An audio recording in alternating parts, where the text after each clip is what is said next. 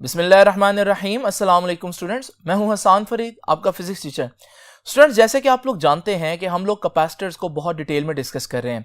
आज भी हमारे पास कैपेसिटर से रिलेटेड एक आर्टिकल है जिसमें हम कैपेसिटर की प्लेट्स के दरमियान मीडियम एंटर करके देखेंगे कि कैपेसिटेंस और डिफरेंट फिजिकल क्वांटिटीज को क्या फर्क पड़ेगा।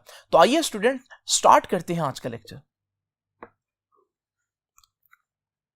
स्टूडेंट्स, आपको मालूम है कि हम गुज़िश्ता लेक्चर्स में कैपेसिटर को बहुत डिटेल में डिस्कस कर रहे हैं। आपको थोड़ा बहुत आइडिया हो गया होगा कि कैपेसिटर क्या होते हैं, लेकिन फिर भी जो नए बच्चे जो सिर्फ डायरेक्ट इस लेक्चर पर आए हैं उनके लिए मैं कैपेसिटर को सिर्फ 1 मिनट में एक्सप्लेन कर दूं ताकि आपको थोड़ा सा आइडिया हो कि हम पढ़ने क्या जा रहे हैं। जरा इमेजिन करें, मेरे पास 2 मेटल की प्लेट्स हैं। स्टूडेंट्स, ये दोनों प्लेट न्यूट्रल हैं, लेकिन अगर मैं इनके साथ एक बैटरी अटैच करूं तो आपको मालूम है बैटरी एक प्लेट से इलेक्ट्रॉन्स जो नेगेटिवली चार्ज पार्टिकल्स हैं उनको उठाकर दूसरी प्लेट पर जाकर स्टोर करना शुरू कर देगी, जिससे एक प्लेट पर पॉजिटिव चार्ज और एक प्लेट पर नेगेटिव चार्ज आ जाएगा। स्टूडेंट्स, अगर मैं बैटरी हटा भी दूं तो आपको मालूम है ये चार्ज अब कहीं जा नहीं सकता, क्योंकि जो चार्ज प्लेट के ऊपर आ गया है वो अब कहीं भी नहीं जा सकता, क्योंकि वो किसी के साथ कांटेक्ट में नहीं है। मगर ये जाना जरूर चाहता है। अगर मैं यहां पर एक बल्ब लगा दूं तो आपको मालूम है इलेक्ट्रॉन्स को फिर से एक रास्ता मिलेगा पॉजिटिव प्लेट की तरफ जाने का, और वो फौरन से पॉजिटिव प्लेट की तरफ भागेंगे, जिसकी वजह से वो बल्ब में से गुजरेंगे, और बल्ब में से चार्ज का गुजरना करंट कहलाता है, और हमारे पास बल्ब जो है वो इस वजह से ऑन हो जाएगा जब तक वो कैपेसिटर पूरी तरह डिस्चार्ज नहीं हो जाता। तो स्टूडेंट्स, आप लोगों ने देखा कि किस तरह से हम कैपेसिटर के ऊपर चार्ज स्टोर कर सकते हैं। लेकिन जरा तवज्जो कीजिए, दोनों प्लेट्स के दरमियान देखें। एक्चुअली दोनों प्लेट्स के दरमियान में आपको कुछ भी नहीं नजर आएगा। जब दो चीजों के दरमियान कुछ भी ना हो तो हम कहते हैं वहां वैक्यूम है। तो स्टूडेंट्स, इसका मतलब यह है कि अभी तक हम लोगों ने जो कैपेसिटर को डिस्कस किया है वो इन वैक्यूम किया, यानी कि दोनों प्लेट्स के दरमियान वैक्यूम था। अगर मैं दोनों प्लेट्स के दरमियान कोई मीडियम रख लूं तो क्या होगा? हकीकत यह है कि आपके पास जितने भी रियल कैपेसिटर्स होते हैं जो मार्केट में आप देखेंगे, अगर उनमें से आप किसी कैपेसिटर को खोलें तो आप देखेंगे कि उनमें मेटल प्लेट्स के दरमियान में कुछ इस तरह का मीडियम भी निकलेगा। ये जो मीडियम है ये वो मीडियम है जो उन्होंने प्लेट्स के दरमियान डाला हुआ है। इसका मतलब ये तो कंफर्म हो रहा है कि प्लेट्स के दरमियान कोई ना कोई मीडियम तो होता है। लेकिन अब यहां से क्वेश्चन ये उठता है कि प्लेट्स के दरमियान कोई मीडियम हम क्यों डालें? देखिए, इसके 2 फायदे हैं। पहला फायदा क्या है? आप लोग जानते हैं कि दोनों जो प्लेट्स हैं उनके ऊपर चार्ज स्टोर रहने के लिए जरूरी है कि उनमें कांटेक्ट ना हो, क्योंकि जैसे ही कांटेक्ट हुआ तो एक प्लेट से चार्ज दूसरी प्लेट की तरफ चला जाएगा और हमारे पास कैपेसिटर डिस्चार्ज हो जाएगा और हमारे किसी फायदे का नहीं रहेगा। यही वजह है कि हम जो दोनों प्लेट्स हैं उनके दरमियान में कोई ना कोई इंसुलेटर रखते हैं ताकि चार्ज एक प्लेट से दूसरी प्लेट पर ना जा सके। लेकिन यह असल वजह नहीं है। असल वजह इससे भी ज्यादा इंपॉर्टेंट है, और वो क्या है कि जब हम 2 प्लेट्स के दरमियान एक मीडियम रख देते हैं तो इस तरह से हम कैपेसिटर की कैपेसिटेंस बढ़ा देते हैं। आपको याद है कैपेसिटेंस क्या थी? उसके चार्ज स्टोर करने की एबिलिटी। इसका मतलब चार्ज स्टोर करने की एबिलिटी हम बढ़ा देते हैं। लेकिन ये कैसे होगा इसको तो हम डिटेल में डिस्कस करेंगे। लेकिन ये जो पॉइंट है कि हमारे पास प्लेट्स के दरमियान में मीडियम रखने का दूसरा फायदा क्या बताया मैंने आपको? कैपेसिटेंस बढ़ जाती है। यह पॉइंट आपके आर्टिकल का पहली लाइन है जो कि आपकी बुक यहां से आगाज कर रही है कि मीडियम के आने से कैपेसिटर की जो कैपेसिटी है यानी कि कैपेसिटेंस है वो बढ़ जाती है चार्ज स्टोर करने की। नाउ स्टूडेंट्स, ये कैसे बढ़ जाती है इससे जानने से पहले हम ये देखेंगे कि कैपेसिटर में चार्ज को स्टोर करने की एक लिमिट क्यों है, एक हद क्यों है। उससे ज्यादा चार्ज स्टोर करें तो क्या होगा? जरा इमेजिन करें स्टूडेंट, अगर मैं इस कैपेसिटर पे थोड़ा सा चार्ज स्टोर करता हूं तो आपको मालूम है ये ऑपोजिट चार्जेस हैं, ये एक दूसरे की तरफ जाना चाहते हैं लेकिन जा नहीं पाएंगे, क्योंकि फोर्स ऑफ अट्रैक्शन इतनी नहीं है, पोटेंशियल डिफरेंस इनके दरमियान इतना नहीं है कि ये एक दूसरे की तरफ जाएं। इसी तरह स्टूडेंट्स, अगर मैं चार्ज ज्यादा स्टोर करूं तो फिर क्या होगा? चार्ज ज्यादा स्टोर होगा तो पोटेंशियल डिफरेंस बढ़ जाएगा दोनों प्लेट्स के दरमियान, और दोनों प्लेट के चार्जेस एक दूसरे की तरफ आने के लिए उनकी ख्वाहिश और ज्यादा स्ट्रांग हो जाएगी। बिल्कुल इसी तरह से अगर मैं और चार्ज स्टोर करूं तो भी आप देखेंगे कि चार्ज ज्यादा होने से पोटेंशियल डिफरेंस और बढ़ जाएगा, और पोटेंशियल डिफरेंस बढ़ने का मतलब यह है कि चार्जेस की एक दूसरे की तरफ जाने की ख्वाहिश बढ़ जाएगी। एक हद ऐसी आएगी कि जब मैं चार्ज इतना ज्यादा स्टोर कर दूंगा कि हमारे पास अब प्लेट जो है वो चार्ज को रोक नहीं पाएगी और इलेक्ट्रॉन्स जो हैं वो अपनी प्लेट को छोड़ते हुए पॉजिटिव प्लेट की तरफ लपकेंगे, और हम कहते हैं ये एक इलेक्ट्रिक डिस्चार्ज है। और सारा इलेक्ट्रॉन जब दूसरी प्लेट पर चला जाएगा तो डेफिनेटली हमारा जो कैपेसिटर है वो अब हमारे किसी काम का नहीं रहा, क्योंकि उसने चार्ज को होल्ड नहीं किया। इसका मतलब हम लोगों ने क्या सीखा इस एग्जांपल से कि कैपेसिटर के ऊपर चार्ज को स्टोर करने की एक लिमिट है। अगर आप उस लिमिट के अंदर अंदर रहें तो ठीक है, लेकिन अगर आप उस लिमिट से ज्यादा चार्ज स्टोर कर देंगे तो फिर कैपेसिटर उस चार्ज को प्लेट के ऊपर स्टोर नहीं कर पाएगा और वो चार्ज जो है वो दूसरी प्लेट की तरफ भागेगा। इसे हम कहते हैं कि इलेक्ट्रिक डिस्चार्ज हो जाएगा, लीक हो जाएगा कैपेसिटर। स्टूडेंट्स, यहां पर आप लोगों को मैं बताता चलूं कि कैपेसिटर जब आप लेने जाते हैं एक्चुअली में, तो उस कैपेसिटर के ऊपर भी आपको कोई ना कोई वोल्टेज रीडिंग नजर आ रही होती है। ये वोल्टेज रीडिंग किस लिए लिखी है, ये उन्होंने आपको बताया होता है कि भाई इतनी वोल्टेज दोगे ना कैपेसिटर को तो सेफ है, लेकिन अगर इससे ज्यादा वोल्टेज दे दी तो कैपेसिटर इतना ज्यादा चार्ज स्टोर करेगा कि फिर कैपेसिटर जो है उसकी प्लेट्स के दरमियान जो चार्ज है वो स्टोर नहीं रह पाएगा, बल्कि वो एक प्लेट से दूसरी प्लेट की तरफ जाएगा और कैपेसिटर में इलेक्ट्रिक डिस्चार्ज हो जाएगा, जो कि आपको रियलिटी में कुछ इस तरह से नजर आएगा। इसका मतलब कैपेसिटर के ऊपर जो रेटेड वोल्टेज है, जो उसकी सेफ वोल्टेज है, उससे ज्यादा वोल्टेज नहीं देनी आपने। इसका मतलब चार्ज की एक लिमिट है, एक हद से ज्यादा चार्ज स्टोर नहीं किया जा सकता, क्योंकि ऐसा करने पर चार्ज जो है वो सस्टेन नहीं करेगा प्लेट के ऊपर। दूसरे अल्फाज में कैपेसिटर की कैपेसिटेंस नहीं बढ़ाई जा सकती, यानी कि कैपेसिटेंस क्या है, एबिलिटी टू स्टोर चार्ज। लेकिन आपने देखा कि हर कैपेसिटर की एक खास एबिलिटी है चार्ज को स्टोर करने की।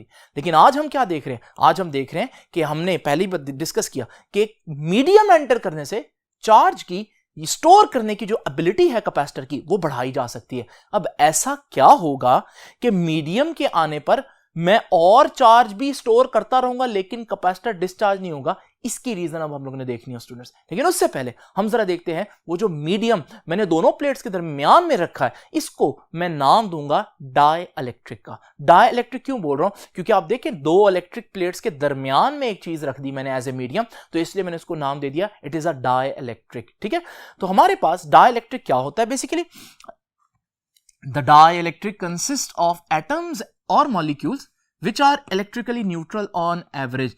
They contains equal amount of positive and negative charge. ये बात तो आप लोगों को मालूम है कि एक मीडियम जो है, जैसे कि मैंने यहां पर आपके प्लेट्स के दरमियान जो मीडियम में रखा है, ये मीडियम किससे बना होगा, ये किसी ना किसी एटम या मॉलिक्यूल से बना होगा। और जब हम एटम के अंदर देखते हैं तो आपको मालूम है ना कि एटम के अंदर जितना नेगेटिव चार्ज होता है, यानी कि जितने इलेक्ट्रॉन्स होते हैं उतना ही पॉजिटिव चार्ज होता है न्यूक्लियस के अंदर, यानी उतने ही प्रोटॉन्स होते हैं न्यूक्लियस के अंदर। यानी कि एक atom, single atom electrically neutral होता है। ये न्यूट्रल होना, इसको समझना बहुत जरूरी है। तो न्यूट्रल होने का यह मतलब नहीं है कि उस पर चार्ज ही नहीं होता, बल्कि न्यूट्रल होने का मतलब क्या है कि it contains equal amounts of positive and negative charge, यानी कि जितने इलेक्ट्रॉन है उतने ही प्रोटॉन है। पॉजिटिव चार्ज का मतलब यहां न्यूक्लियस है और नेगेटिव चार्ज का मतलब यहां इलेक्ट्रॉन है। अब जरा इमेजिन करें स्टूडेंट्स, नेक्स्ट हेडिंग क्या है, in the absence of electric field. Electric field क्या होती है, जरा देखिए, ये मेरे पास एक कैपेसिटर है। आपको मालूम है कि इस कैपेसिटर की प्लेट्स अभी बिल्कुल न्यूट्रल हैं। आप ये भी जानते हैं कि जब इसके साथ मैं एक बैटरी अटैच करूंगा तो दोनों प्लेट्स पर एक चार्ज डेवलप होना शुरू हो जाएगा और उस चार्ज के डेवलप होने की वजह से, स्टोर होने की वजह से दोनों प्लेट्स के दरमियान एक इलेक्ट्रिक फील्ड जो है वो बन जाएगा। वो फील्ड मैंने आप लोगों के सामने यहां वेक्टर की फॉर्म में शो किया। तो स्टूडेंट्स याद रखिएगा, ये जो इलेक्ट्रिक फील्ड है कब बना, जब बैटरी अटैच की, क्योंकि चार्ज स्टोर होगा तो फिर इलेक्ट्रिक फील्ड बनेगा। लेकिन मैं यहां क्या कह रहा हूं, मैं कह रहा हूं in the absence of electric field.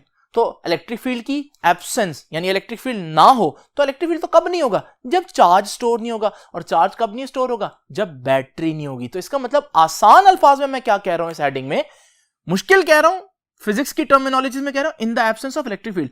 आसान अल्फाज में कहूंगा in the absence of battery, क्योंकि इलेक्ट्रिक फील्ड कब डेवलप होता है, जब आप बैटरी अटैच करते हैं। अब जरा इमेजिन करें, मैंने बैटरी नहीं लगाई, जब बैटरी नहीं लगाऊंगा तो दोनों प्लेट्स जो है आपको पता है बिल्कुल न्यूट्रल होंगी। अब जरा इमेजिन करते हैं इसके दरमियान में कोई मीडियम रखा हुआ है। आइए स्टूडेंट्स, पूरे मीडियम के बजाय इस मीडियम में मौजूद एक एटम को देखते हैं। जरा देखिए स्टूडेंट्स, ये जो एटम है, इस एटम के बिल्कुल सेंटर में न्यूक्लियस होता है, इस पर पॉजिटिव चार्ज होता है। इस न्यूक्लियस के गिर्द जो है वो इलेक्ट्रॉन्स का एक क्लाउड होता है। ये इलेक्ट्रॉन्स का सारा जो क्लाउड मैं आपके सामने शो कर रहा हूं ये नेगेटिव चार्ज है। यानी कि एक एटम के अंदर दो किस्म के चार्जेस हैं, पॉजिटिव और नेगेटिव। अब जरा तवज्जो से मेरी बात सुननी है आप लोगों ने।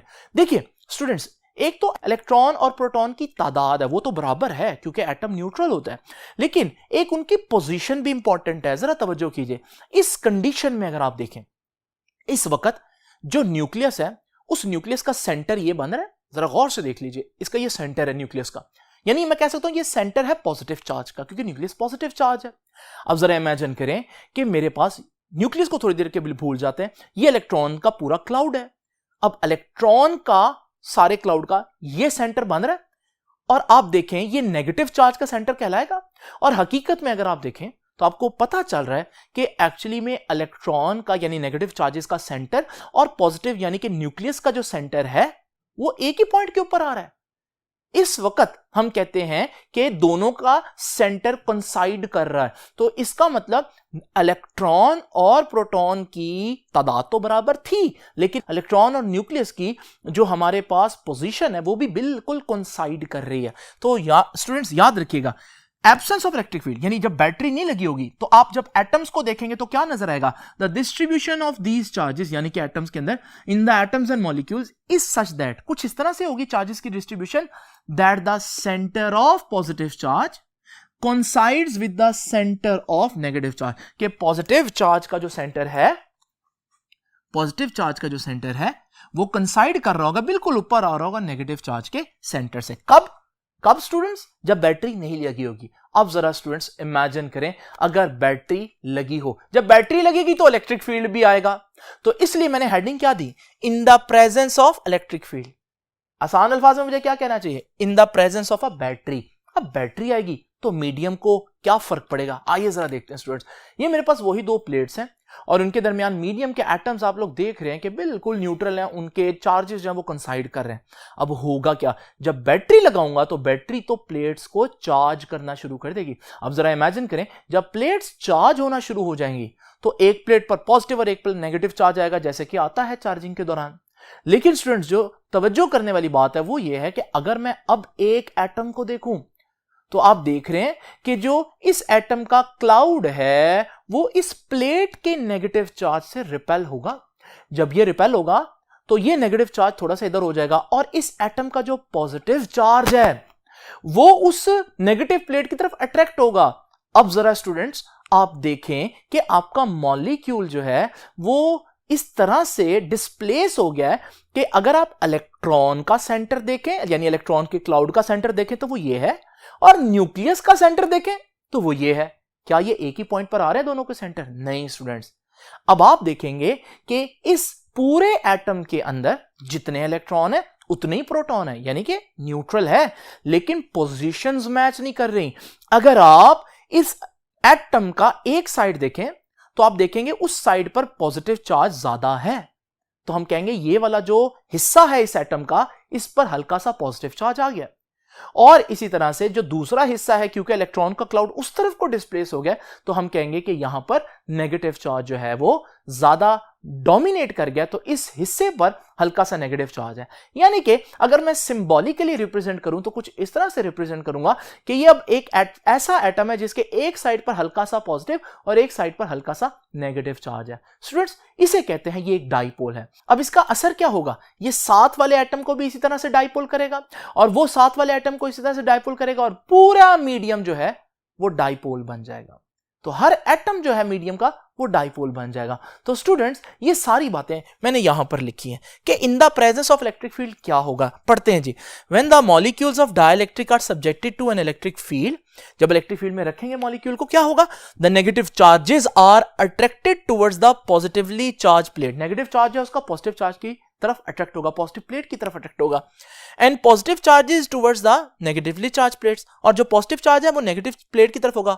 उससे क्या होगा जी, electrons and nuclei undergo slight displacement. क्या होगा, इलेक्ट्रॉन और न्यूक्लियस जो हैं वो थोड़ा सा फासले पर हो जाएंगे, थोड़ा सा डिस्प्लेस हो जाएंगे। बिल्कुल जैसे मैंने अभी आपको दिखाया, दोबारा देख लीजिए कि हमारे पास ये जो एटम ओरिजिनली ऐसा था, जब प्लेट्स पर चार्ज आया तो ये एटम जो है कुछ इस तरह से डिस्प्लेस हो गया। आप देख रहे हैं, आप इमेजिन कर सकते हैं जैसे एक स्प्रिंग को नहीं स्ट्रेच कर देते, बिल्कुल वैसे ये मॉलिक्यूल भी स्ट्रेच हो गया। तो स्टूडेंट्स आगे वो कहते हैं कि as a result of this displacement centre of positive and negative charges are no longer coincides with each other. अब दोनों का सेंटर एक ही पॉइंट पर नहीं आ रहा, ये भी मैंने आपको दिखाया, दोबारा देख लीजिए कि हमारे पास जब डिस्प्लेस हो चुके हैं तो इलेक्ट्रॉन का जो क्लाउड है उसका ये सेंटर बन रहा है और जो पॉजिटिव चार्ज है उसका ये सेंटर बन रहा है, और ये दोनों सेंटर एक साथ कोइंसाइड नहीं कर रहे। उससे फायदा क्या होगा, उससे ये होगा कि one and shows a negative and the other and shows a positive charge. तो हम कह सकते हैं कि एटम के इस वाले हिस्से पर इलेक्ट्रॉन ज्यादा डोमिनेट कर रहा है, तो यहां पर हल्का सा नेगेटिव चार्ज, और इस वाले हिस्से पर प्रोटॉन यानी कि न्यूक्लियस ज्यादा डोमिनेट कर रहे हैं, तो यहां पॉजिटिव चार्ज आ जाएगा, ठीक है। But atom as a whole is still neutral, लेकिन अभी भी ये बात याद रखनी है कि atom as a whole neutral है, किसी किस्म का उस पर ओवरऑल चार्ज नहीं है। एक साइड पर हल्का सा नेगेटिव डोमिनेट कर रहा है, दूसरी साइड पर हल्का सा पॉजिटिव चार्ज डोमिनेट कर रहा है, लेकिन एज ए होल एटम अभी भी न्यूट्रल है। स्टूडेंट्स, इस तरह का जो एटम है जिसमें पॉजिटिव चार्जेस एक तरफ और नेगेटिव चार्जेस एक तरफ डिस्प्लेस हुए हो, इसे कहते हैं डाइपोल। तो ये डेफिनेशन मैंने डाइपोल की लिखी है, two equal and opposite charges separated by a small distance are said to constitute a dipole. जब हमारे पास एक ऐसा एटम हो जिसमें एक पॉजिटिव और नेगेटिव चार्ज मौजूद हो, लेकिन हल्का सा एक दूसरे से डिस्प्लेस दूर होकर मौजूद हो, तो हम कहते हैं वो डाइपोल है। और ये जो प्रोसेस है जिसमें हम लोगों ने सारे एटम्स को डाइपोल कर दिया, इस प्रोसेस को हम बोलते हैं polarisation. This phenomenon of making a molecule या कन्वर्टिंग अ मॉलिक्यूल कहना चाहिए into a dipole is called polarisation. जो प्रोसेस है जिसमें आपके पास पहले सारे मॉलिक्यूल जो हैं वो बिल्कुल सिमेट्रिकल थे, और जब आपने इलेक्ट्रिक फील्ड अप्लाई की तो सारे मॉलिक्यूल जो है वो डाइपोल बनकर बिल्कुल ऑर्गेनाइज हो गए। इस प्रोसेस को हम बोलते हैं, ये मीडियम को क्या कर दिया आपने, पोलराइज कर दिया। तो स्टूडेंट्स, यहां तक तो आप लोगों को पता चल गया होगा कि पोलराइजेशन किस तरह से हुई है। अब हम देखेंगे कि पोलराइजेशन के इफेक्ट्स क्या होंगे। तो स्टूडेंट्स, आइए अब जरा देखते हैं कि ये जो पोलराइजेशन है, यानी कि मीडियम के कैपेसिटर की प्लेट्स के दरमियान एंटर होने से जो मीडियम का पोलराइज हो जाना है, डाइपोल्स बन जाना है, इसका जो कैपेसिटर की प्लेट्स पर जो चार्ज है, जो इलेक्ट्रिक इंटेंसिटी है, पोटेंशियल डिफरेंस है, कैपेसिटेंस है और चार्ज डेंसिटी है, इस पर क्या इफेक्ट होगा। तो इसलिए अब हमने इसको नाम दिया है इफेक्ट ऑफ पोलराइजेशन। मैंने आप लोगों के सामने बड़ा वाजे करके लिखा, आपकी बुक ने इन सारी चीजों को एक साथ जो है वो इस पैराग्राफ में बता दिया, लेकिन आप लोगों के सामने मैं इस तरह डिटेल में बताऊंगा ताकि आपको पता चले। नाउ स्टूडेंट, जरा तवज्जो कीजिए। सबसे पहले तो हम देखते हैं मीडियम के आने से, यानी कि मीडियम के पोलराइज होने से चार्ज पर क्या इफेक्ट होगा। देखिए स्टूडेंट्स, आप लोगों ने ये कैपेसिटर की न्यूट्रल प्लेट्स ली थी, आप लोगों ने इनको बैटरी से अटैच किया। जैसी बैटरी से अटैच हुई तो इनमें चार्जिंग का प्रोसेस शुरू हो गया, एक प्लेट से दूसरी प्लेट पर चार्ज आना शुरू हो जाएगा और हमारे पास ये कैपेसिटर चार्ज हो गया। उसके बाद हमने बैटरी उतार दी। नाउ स्टूडेंट्स, जरा तवज्जो कीजिए, जब आपने बैटरी उतार दी, अब वो जो प्लेट के ऊपर चार्ज है वो कहीं नहीं जा सकता, it has no where to go, वो कहीं भी नहीं जा सकता। अगर आप प्लेट के दरमियान में मीडियम एंटर कर भी दें तो वो जो चार्ज है वो वहीं का वहीं रहेगा। इसका मतलब क्या हुआ स्टूडेंट्स, इसका मतलब ये हुआ कि पोलराइजेशन की वजह से, यानी कि मीडियम के एंटर होने की वजह से कैपेसिटर की जो प्लेट्स हैं उन पर चार्ज का कोई फर्क नहीं आएगा, क्योंकि चार्ज के पास कोई जगह है ही नहीं कहीं और जाने के लिए। तो इसका मतलब सबसे पहले तो आप लोगों ने याद रखना है, what is the effect on charge. तो याद रखिएगा, charge Q remain same, charge तो कहीं जा ही नहीं सकता। तो आप मीडियम एंटर भी कर लें तो चार्ज को तो कोई इफेक्ट नहीं होगा। ये होगी पहली चीज। नाउ स्टूडेंट्स, जरा तवज्जो कीजिए, इफेक्ट ऑन इलेक्ट्रिक इंटेंसिटी। जरा देखिए, आप लोगों को मैंने बताया था कि इलेक्ट्रिक इंटेंसिटी की डायरेक्शन कहां से कहां होती है, पॉजिटिव से नेगेटिव की तरफ। तो याद रखिएगा स्टूडेंट्स, इसी असूल को यहां पर भी हम अप्लाई करेंगे। आपके पास ये जो प्लेट्स हैं, ये चार्ज हैं, आप देख रहे हैं, तो हमारे पास इलेक्ट्रिक इंटेंसिटी जो होगी वो प्लेट्स के दरमियान पॉजिटिव प्लेट से नेगेटिव प्लेट की तरफ होगी। ये हमारे पास जो इलेक्ट्रिक इंटेंसिटी है, मैं इसके साथ छोटा सा प्लेट लिख देता हूं ताकि आपको याद रहे कि ये इलेक्ट्रिक इंटेंसिटी किसके दरमियान है, प्लेट्स के दरमियान है। नाउ स्टूडेंट, जरा तवज्जो कीजिए, अभी तक आप लोग देख रहे हैं मैंने मीडियम नहीं एंटर किया। अब जरा इमेजिन करें अगर मैं मीडियम एंटर करूं तो आप लोगों को मालूम है वो जो मीडियम के एटम्स होंगे वो पोलराइज हो जाएंगे, जैसे कि मैंने आप लोगों को बताया। अब जब ये पोलराइज हो जाएंगे तो हर एटम को अगर आप देखें तो उसका एक सिरा पॉजिटिव और एक सिरा नेगेटिव है। अगर आप एटम को देखें तो उसमें भी तो एक इलेक्ट्रिक इंटेंसिटी डेवलप होगी जो कि पॉजिटिव से नेगेटिव की तरफ ही होगी।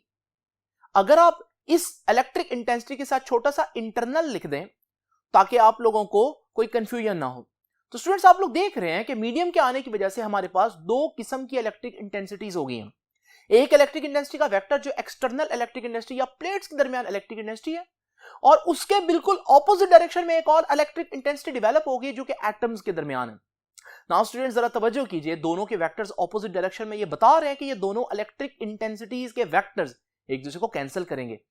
हम लोग जानते हैं कि ऑपोजिट वेक्टर्स एक दूसरे को कैंसिल करते हैं तो रिजल्टेंट कम हो जाता है। इसका मतलब ये जो मीडियम आया इसकी वजह से एक ऑपोजिट इलेक्ट्रिक इंटेंसिटी जो डेवलप हुई उसकी वजह से रिजल्टेंट इलेक्ट्रिक इंटेंसिटी कम हो जाएगी। तो इसका मतलब इलेक्ट्रिक इंटेंसिटी क्या हो गई, डिक्रीज हो गई। यह है दूसरा इफेक्ट। तो याद रखिएगा इलेक्ट्रिक इंटेंसिटी यानी कि E क्या हो जाएगी जी, कम हो जाएगी पोलराइजेशन की वजह से, मीडियम के आने की वजह से। तो E डिक्रीज कर जाएगा, चार्ज सेम रहेगा लेकिन E डिक्रीज कर जाएगा। और इसकी रीजन आप क्या देंगे, इसकी रीजन आप डेफिनेटली यही बताएंगे कि opposite internal electric fields are developed. Medium के आने की वजह से प्लेट्स के दरमियान ऑपोजिट डायरेक्शन में इलेक्ट्रिक इंटेंसिटीज डेवलप होगी जो प्लेट की इलेक्ट्रिक इंटेंसिटी के ऑपोजिट। तो इसका मतलब हमारे पास इलेक्ट्रिक इंटेंसिटी का जो रिजल्टेंट है वो कम हो जाएगा। नाउ स्टूडेंट्स जरा तवज्जो कीजिएगा, इफेक्ट ऑन पोटेंशियल डिफरेंस। देखिए इसको दो तरह से देखा जा सकता है, एक मैथमेटिकली। देखिए आप लोग जानते हैं इलेक्ट्रिक इंटेंसिटी का, इलेक्ट्रिक पोटेंशियल का फार्मूला क्या है, इलेक्ट्रिक पोटेंशियल का फार्मूला है V is equal to ED। और मैं ऊपर वाले पॉइंट में साबित कर चुका हूं कि E तो डिक्रीज हो रहा है। तो अगर आप इस फार्मूले में देखें, अगर E डिक्रीज हो तो क्लियरली नजर आ रहा है कि V भी डिक्रीज होगा क्योंकि दोनों डायरेक्टली प्रोपोर्शनल नजर आ रहे हैं। तो यहां से हमें पता चल रहा है कि पोटेंशियल भी डिक्रीज होगा प्लेट्स के दरमियान।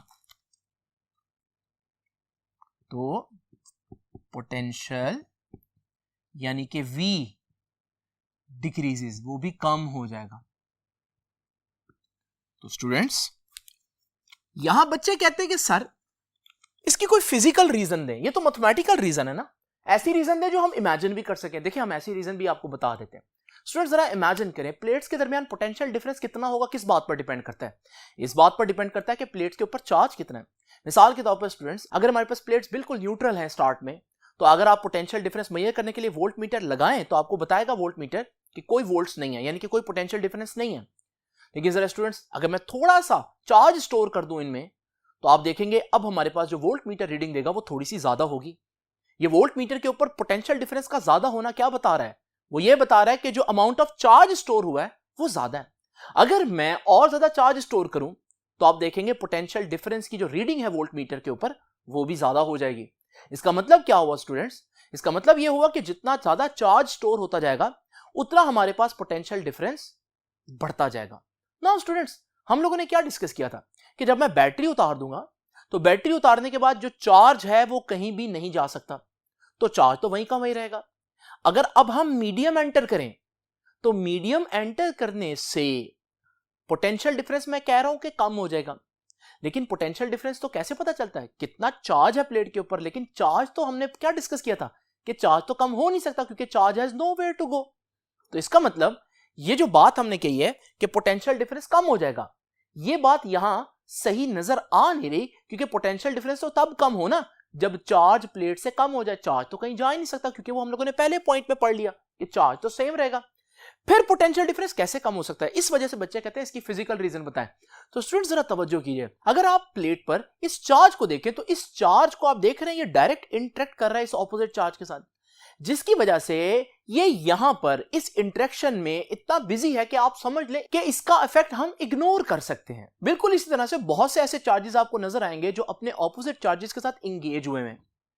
चार्ज वहीं पर मौजूद है लेकिन चार्ज क्योंकि ऑपोजिट चार्ज के साथ इंगेज हुआ है तो इस वजह से इस वक्त इसका इफेक्ट नहीं आ रहा। यानी कि मैं कह सकता हूं कि अब आपकी जो प्लेट्स हैं उन पर अफेक्टिवली चार्ज थोड़ा सा कम है, चार्ज उतना ही है लेकिन अफेक्ट के लिहाज से देखें तो चार्ज कम है। जो इफेक्ट के लिहाज से देखेंगे चार्ज कम है तो फिर पोटेंशियल डिफरेंस जो डेवलप करना है वो सारे चार्जेस ने तो करना है, तो अगर उनका इफेक्ट कम हो गया ओवरऑल तो पोटेंशियल डिफरेंस कम ही आएगा। तो स्टूडेंट्स ये इसकी फिजिकल रीजन है बेसिकली। याद रखिएगा चार्ज नहीं कम हुआ लेकिन चार्ज का जो इफेक्ट है वो कम हो गया क्योंकि चार्ज जो है वो एक किस्म का ऐसे लग रहा है जैसे वो ऑपोजिट चार्ज के साथ मिलकर न्यूट्रलाइज हो गया। एक्चुअली में न्यूट्रलाइज नहीं हुआ, उसके लिए चार्जेस को मिलना पड़ता है, लेकिन यहां पर हम इमेजिन कर लेते हैं इफेक्ट ऐसे ही कैंसिल हो रहा है। नाउ स्टूडेंट जरा तवज्जो कीजिए, ये तो हो गया पोटेंशियल डिफरेंस का इफेक्ट। अब हम जरा देखते हैं कैपेसिटेंस को क्या फर्क पड़ेगा और ये सबसे इंपॉर्टेंट बात है। नाउ स्टूडेंट जरा तवज्जो कीजिए, इसको भी हम दो तरह से देख सकते हैं, मैथमेटिकली देखते हैं। पहले आपको मालूम है कैपेसिटेंस का फार्मूला हम लोगों ने क्या पढ़ा था, C is equal to Q over V। अब आप लोगों को मालूम है क्यों क्या है चार्ज, और हम लोगों ने पहले फार्मूला में पढ़ा कि चार्ज जो है वो कांस्टेंट रहेगा, तो चार्ज को तो कोई फर्क नहीं पड़ रहा। दूसरी क्या चीज आ रही है कैपेसिटेंस के फार्मूला में, वो है पोटेंशियल डिफरेंस, और पोटेंशियल के बारे में हम लोग पढ़ चुके हैं। पोटेंशियल क्या हो रहा है, कम हो रहा है। तो जब पोटेंशियल कम होगा, वो डिनोमिनेटर में है, तो इनवर्स रिलेशन बन रहा है, तो पोटेंशियल कम होगा तो कैपेसिटेंस बढ़ जाएगी। तो स्टूडेंट्स ये हमारे पास फोर्थ इफेक्ट हुआ, मीडियम के आने से यानी कि पोलराइजेशन के होने से कैपेसिटेंस बढ़ जाती है। तो ये भी मैं आप लोगों को यहां पर लिख देता हूं कि कैपेसिटेंस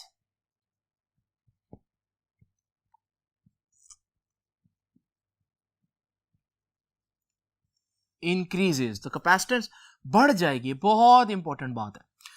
नाउ स्टूडेंट्स लास्ट चीज जो है वो इफेक्ट ऑन चार्ज डेंसिटी है। नाउ स्टूडेंट चार्ज डेंसिटी का फॉर्मूला क्या है, E is equal to sigma over epsilon naught. तो आपको मालूम है E के बारे में, यानी इलेक्ट्रिक डेंसिटी के बारे में मैं पहले ही बता चुका हूं, वो तो कम हो जाती है। तो अगर इलेक्ट्रिक डेंसिटी कम होगी तो ये चार्ज डेंसिटी भी कम हो जाएगी, क्योंकि दोनों चीजें ऊपर आ रही हैं, डायरेक्ट रिलेशन। तो इसका मतलब चार्ज डेंसिटी के बारे में हम लोगों ने क्या सीखा कि चार्ज डेंसिटी यानी कि सिग्मा ऑल्सो डिक्रीजेस। तो स्टूडेंट्स ये देख लीजिए, हमारे पास एक चीज कांस्टेंट रहेगी, तीन चीजें डिक्रीज करेंगी और एक चीज इंक्रीज करेंगी। ये था आज का लेक्चर स्टूडेंट्स। हम लोगों ने देखा कि पोलराइजेशन क्या होती है और पोलराइजेशन के ये बहुत इंपॉर्टेंट इफेक्ट्स क्या हैं। तो स्टूडेंट्स अब इंशाल्लाह आपसे मुलाकात होगी नेक्स्ट लेक्चर में। तब तक के लिए अल्लाह हाफिज।